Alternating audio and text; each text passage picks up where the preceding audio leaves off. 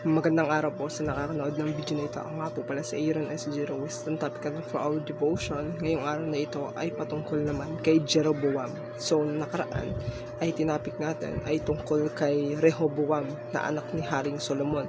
Pero itong si Jeroboam ay isa sa mga servant ni King Solomon. So, sino nga ba to at ano nga ba yung nangyari dito? Dahil sabi nga natin nakaraan ay siya rin yung naging hari, no, dun sa panahon ng nagkawatak ang bayan ng Israel, no, na divide yung kingdom. So matatagpuan natin ang ating devotion sa 1 King chapter 12 verse 25 hanggang sa mga sumusunod na talata. Ang sabi dito, itinayo ni Jeroboam ang Shechem sa lupaing maburol ng Ephraim at nanirahan doon, at siya'y umalis roon at itinayo ang Penuel.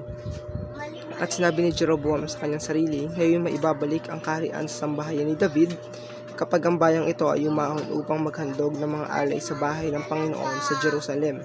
Ang puso ng bayang ito ay babalik sa kanilang Panginoon. Sa makatuwid ay kay Rehoboam na hari ng Juda. Ako'y papatay nila at babalik sila kay Rehoboam na hari ng Juda. So anong nangyari dito? Ay nagkaroon ng pagkakataon na nagtayo siya, no, ng iba't ibang mga ng dalawa, no, na rebulto na kung saan ito yung pinaghandugan ng bayan ng Israel. So naging idolatrous ulit ang bayan ng Israel sa pamamagitan ni Jeroboam. Pero ito yung pangako ng Diyos bago siya maghari. Sabi dito sa 1 King chapter 11 verse 38, kung iyon diringgin ang lahat ng mga aking iniutos sa iyo at lalakad sa aking mga daan at gagawin ang matuwid sa aking paningin upang tuparin ang aking mga tuntunin at mga utos, gaya ng ginawa ni David na aking lingkod, sasamahan kita at ipagtatayo kita ng isang panatag na sambahayan gaya ng aking itinayo para kay David, at ibibigay ko sa iyo ang Israel.